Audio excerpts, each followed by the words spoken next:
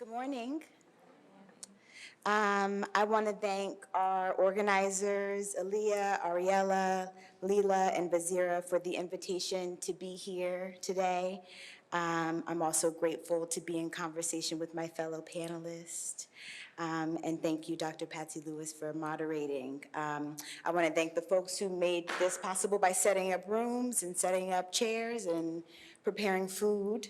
My mom often says that being next to is not the same as being with all the time.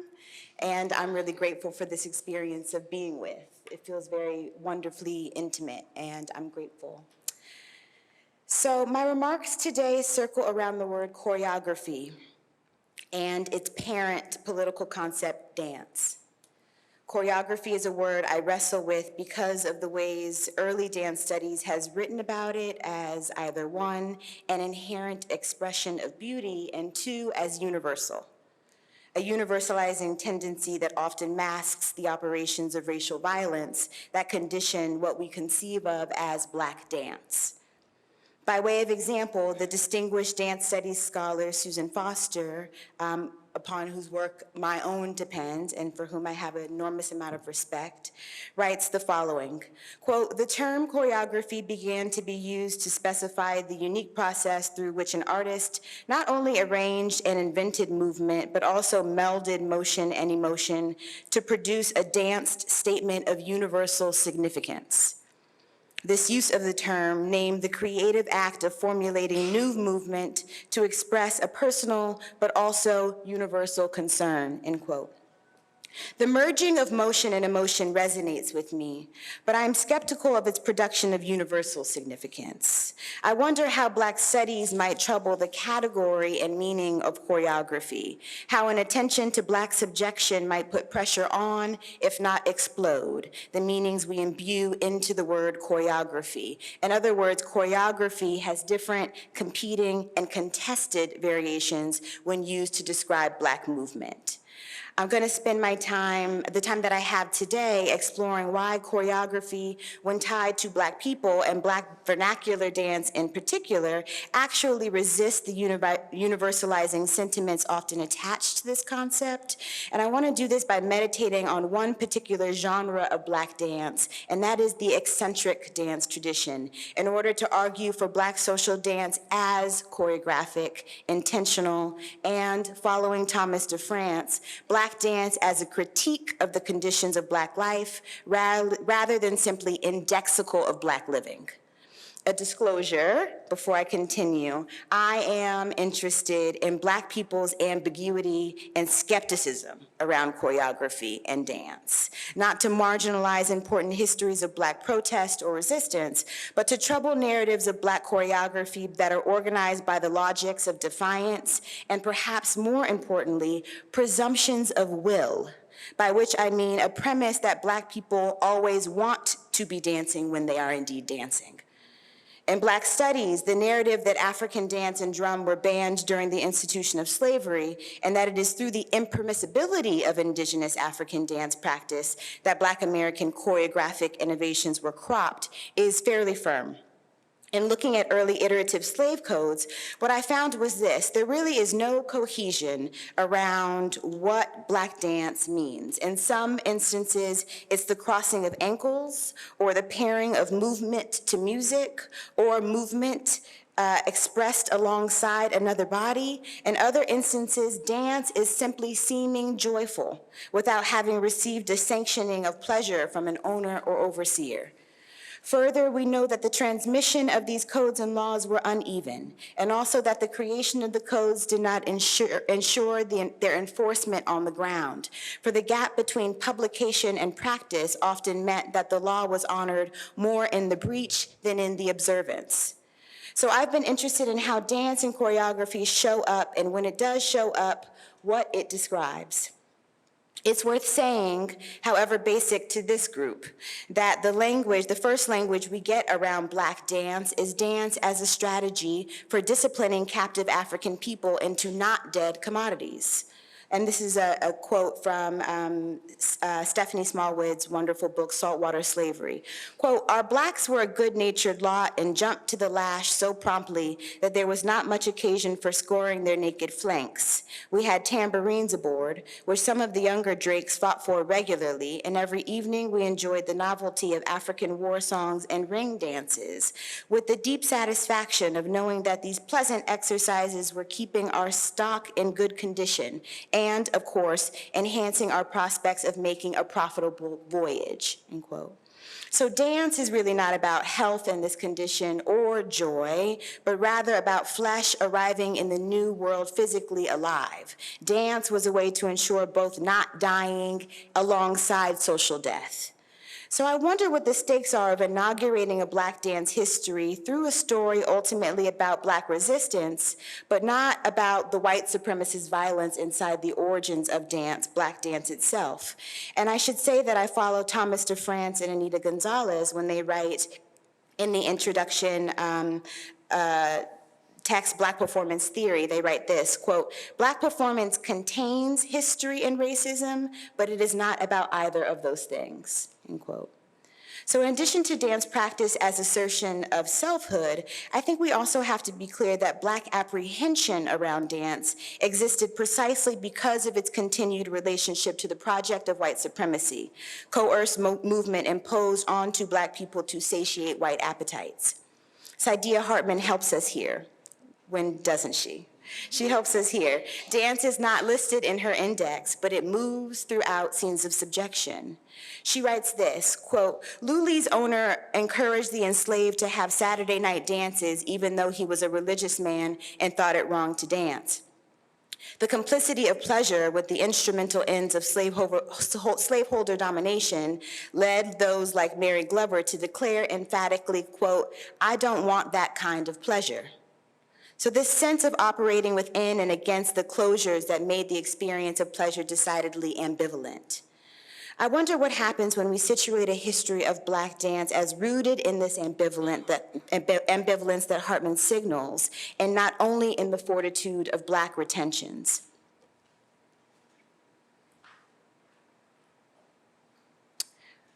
Flying Lotus's video, Never Catch Me, from their 2014 album, You're Dead, is directed by Hiro Murai and choreographed by Keone and Mari Madrid. There we go. As the camera pulls away, a room materializes. A closed casket sits parked in the floor's center. The camera retreats further. A small bouquet and vase stand atop a wooden table. The room is still.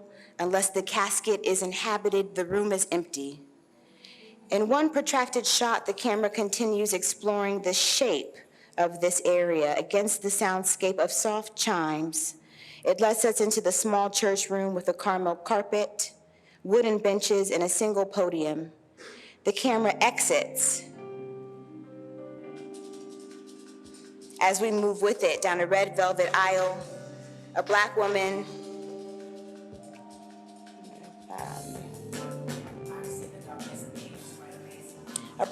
wearing a hat the shape of Saturn carries down the path, and we follow her as this scene is made available to us, a memorial in remembrance of 2 Black children. The mourner's seating arrangement suggests an occasion of paying respects, a wake. Black folks sit scattered throughout the pews like an abacus. The children's personalities are introduced to the viewer through their belongings, arranged carefully around their caskets. Conversations on contemplating my dark thoughts. Looking down to my soul now. Tell me I'm in control now. Tell me I can live long and I can live long and I can live right and I can sing song and I can do that. You that I love, you that I like. Look at my life and tell me I fight. Is that final destination? Is that false information? Is that false inspiration? Is that crack the installation? Is that quantum jumping that fist pumping that bomb detonation? It's all about my nation. And bomb me for waiting. I got my control and I'm here. You go hate me when I'm gone. Ain't no blood pumping, no fear. I got hope inside of my bones. Is that life beyond your life? This ain't physical for mankind. Is that out of body experience? No coincidence, midnight. The past master carries forth as the lyrics swell in both volume and cadence. In this scene, a future is being memorialized through the reckoning of these children's abbreviated past. Both children wake, ascend, and lift out of their caskets. And without acknowledgments from those in the pews, the mourners' faces do not change. Their bodies remain face forward. The two phantoms perform an eccentric dance number. They make their way out of the dim church and onto a sunlit playground, eventually diving into and driving off in the hearse scheduled to take them away as corpse and not conductor.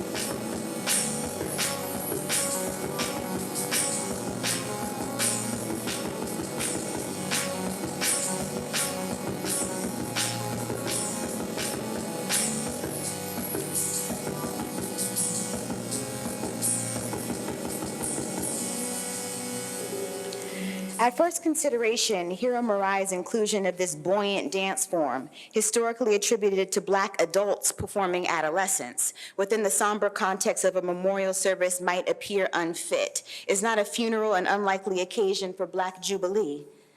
Exploring the relationship between death and subjectivity in 20th century American literature and culture, Sharon Holland has argued that Black subjectivities are intimately connected to death. In Raising the Dead, Readings of Death and Black Subjectivity, Holland argues that death is not fully past nor eventual, but lives perpetually. For Holland, quote, death is the absolute mirror of life, not its grotesque refraction, end quote. With this in mind, I wonder how Never Catch Me and the eccentric dance it features speaks to African Americans' intimacy with mourning. What, I ask, is the relationship between this upbeat movement genre and the persistence of Black precarity? In Never Catch Me, two dead Black children revive in order to exercise the fullness of their body's capacity to move. Is the point here that Black children are especially at risk of premature death? Is it that Black joy, often presumed to be the primary source of Black social dance, perpetually prevails? Or that afterlife is the only free place for Black kids? Put differently, is Never Catch Me remonstrance, celebration, or eulogy? In light of these questions, I want to spend the rest of my time exploring the relationship between eccentric dance and mourning. Popularized through vaudeville and minstrel shows, eccentric dance is marked by its rhythmic lilt, playful theatricality, physical pliability, and euphemism. Eccentric dance is a choreographic mode through which the time of Black mourning is embodied as a swing, a dance form that speaks to the duress of Black life. Black vernacular choreography has often historically been misunderstood, I argue, as inherent, as unmediated, and as without choreographic intention. As a result, Black choreography has been oversimplified by audiences who have misinterpreted Black people's virtuosic dancing as evidence of essential culture rather than as innovative and performative. Notwithstanding Katrina Hazard-Gordon's important observation that, quote, the scholarly literature of African American culture has largely ignored the central role of dance in secular cultural institutions, end quote. This oversight persists almost 3 decades after the publication of her prescient observation. She continues, quote, the literature on popular entertainment by and large views Black expression as exotic variations of corresponding white forms, end quote. So moving away from readings that interpret Black vernacular choreography as corollary to European dance moves as a practice of racial transcendence or as simple carefreedom or jest, I'd like to think with you all today about the rhythm of sorrow, perhaps in relationship to the ambivalence of Black movement and dance that Hartman describes. In so doing, I frame eccentric dance specifically and Black social dance generally as choreographically intentional, innovative, and upbeat, not in spite of Black people's subjection to racial violence, but through a reckoning with that violence itself. Understanding the bodily work that unfolds in Never Catch Me, I think requires situating the movement within the eccentric dance tradition. So popularized through vaudeville and minstrel shows and reaching its height in the 1920s and 30s, eccentric dance introduced one component of Black social dance, which is individual flair in relationship to the shared choreography of the group, to the concert stage, breaking from the conventions of line dancing, a genre marked by choreographic uniformity. Eccentric dance wed unexpected movements, embodied in idiosyncrasy, and comedic grace. Eccentric dance depended on a dancer's ability to invent a singular and often kooky iteration of a personalized dance technique.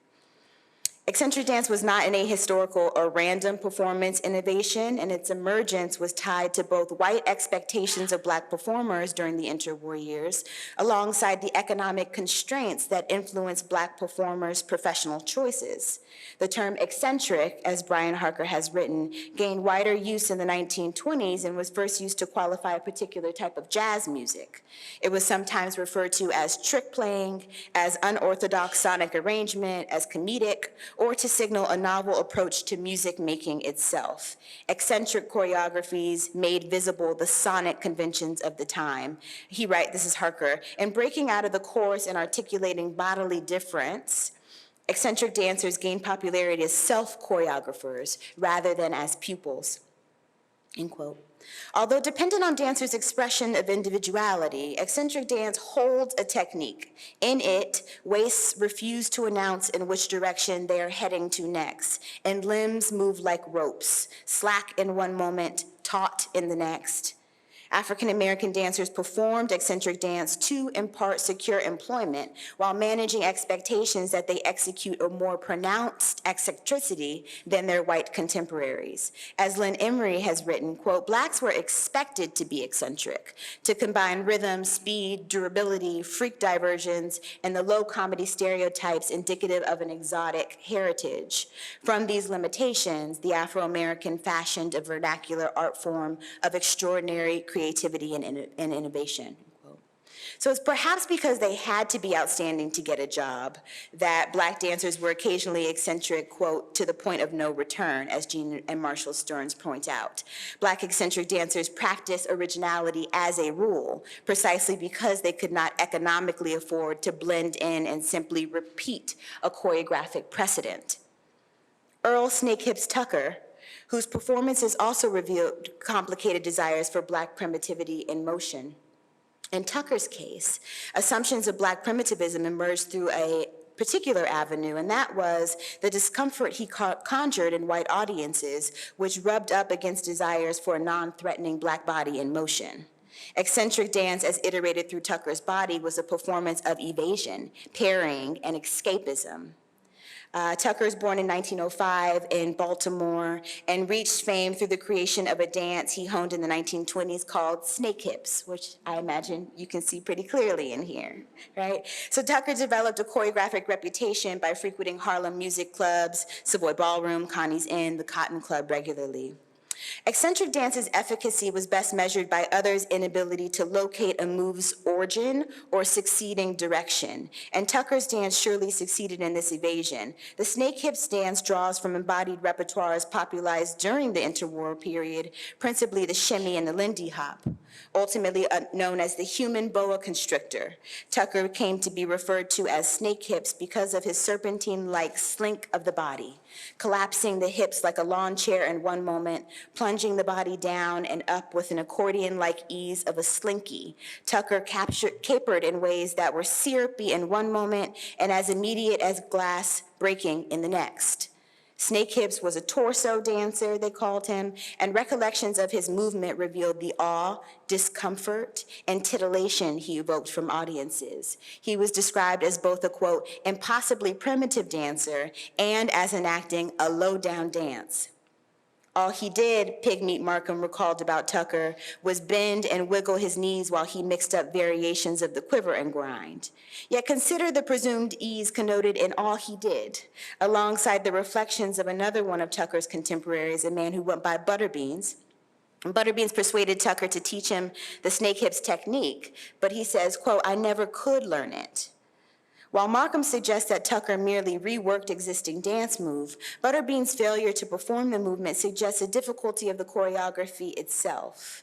The snake hip dance is a writhing twist, a movement quality somewhere between taffy and slinky, protracted, buoyant, and outstretched. The dance required complete and physical authority over one's body. A snake is known for its glide, but it also educes a threat of potential menace. Will a snake slither past or will it dart? This dichotomy between meander and attack describes the range of Tucker's movement quality. I think he came from Tidewater, Maryland, and this is Duke Ellington, who employed Tucker in the early 1920s to support the band's self-described jungle effects. Ellington explains that Tucker, quote, "had a disengaged and menacing air like a sleeping volcano, which seemed to give audiences the feeling that he was a cobra and they were mice."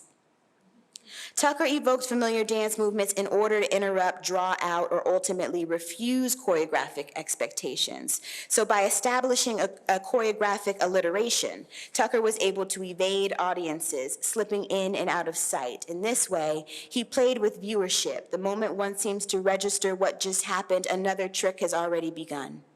In the 1930s film Crazy Horse, Tucker repeats particular moves only to cut them with a wide lasso of the hips or an anticipated collapse of the legs.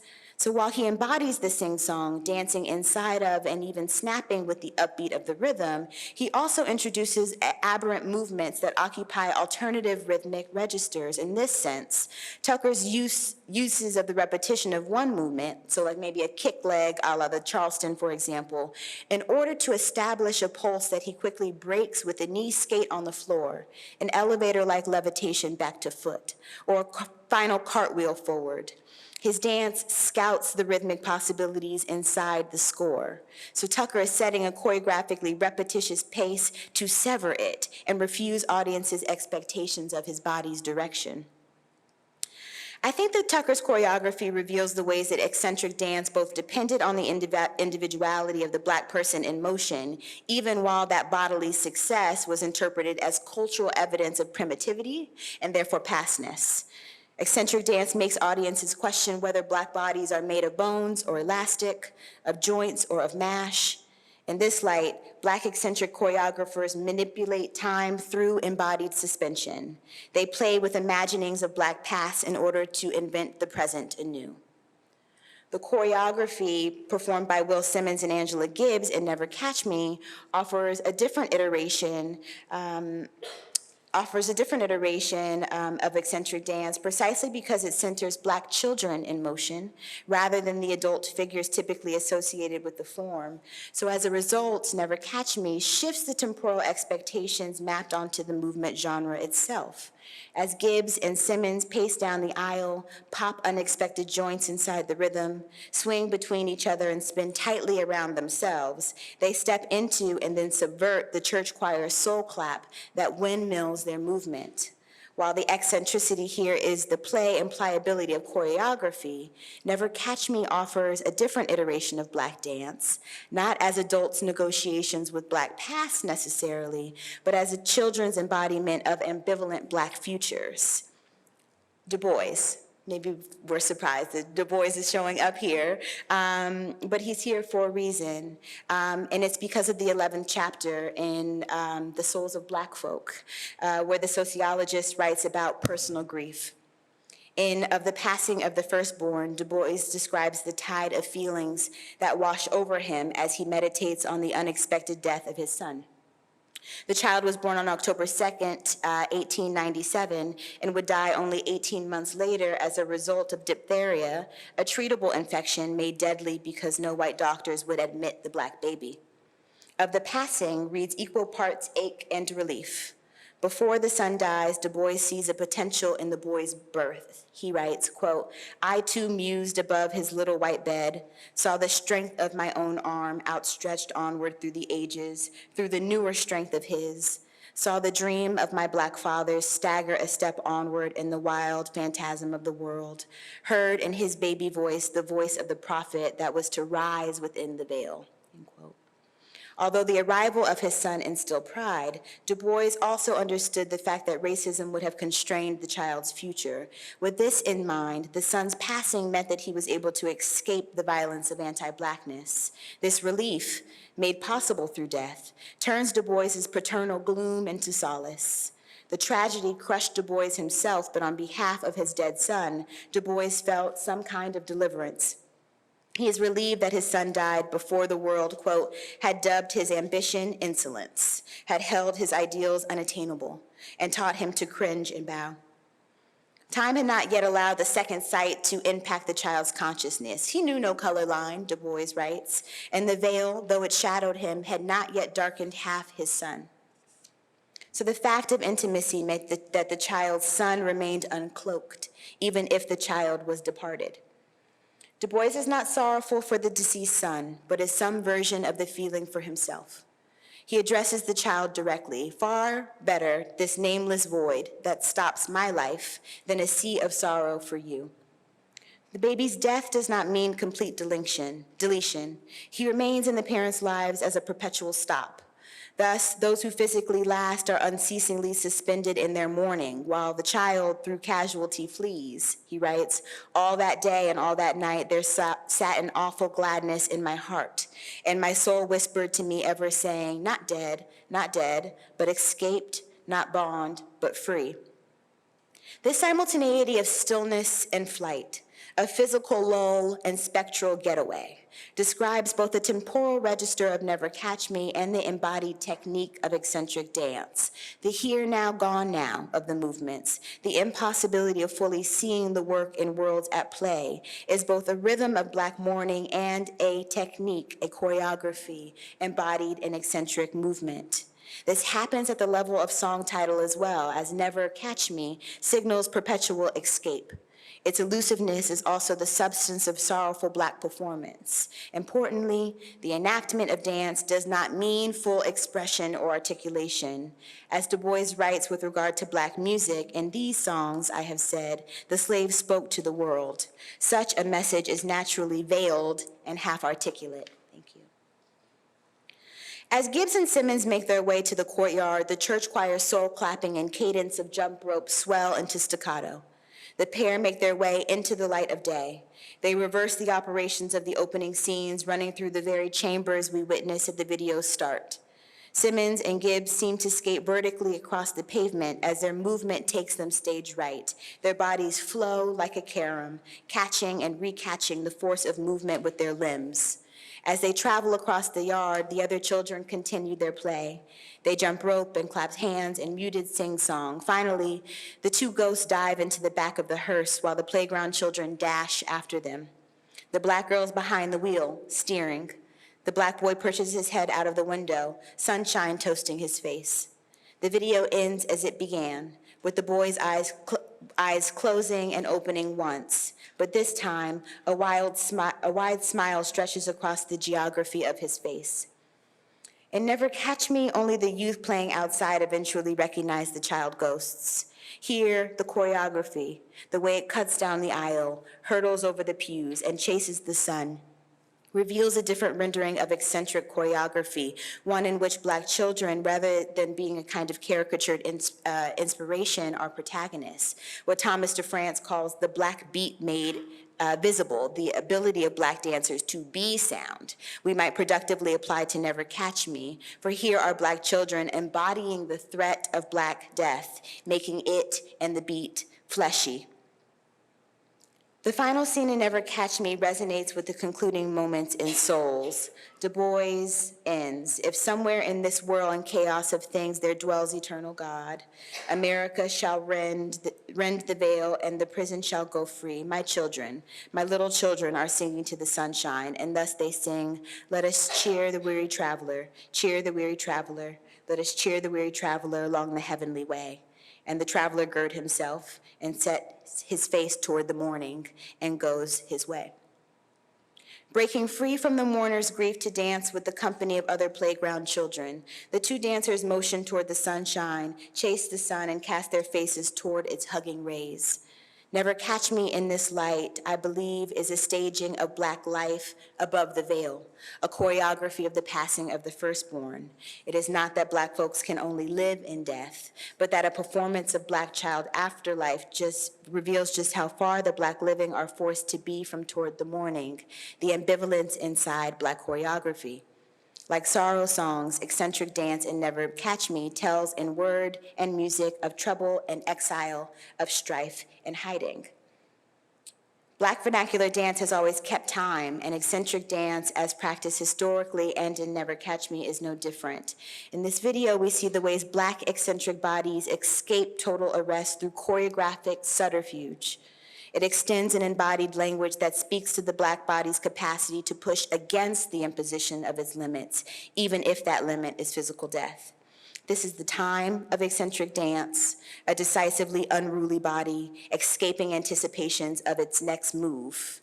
Eccentric dance thus embodies one rhythm of Blackness, that Black time is both of the past and ongoing, and staging the casket as neither a total obliteration of Black life, nor a romantic beginning to an afterlife. Never Catch Me acknowledges Black mourning as ambivalence, Black mourning and ambivalence as present perfect. Sorrow, feeling down, and mourning do not only materialize as affective anchors dragging African Americans down by the waist. A confrontation with the encroachments on Black life, alongside a dance with the dead, emerges as an upbeat, a buoy, a swing, a choreography.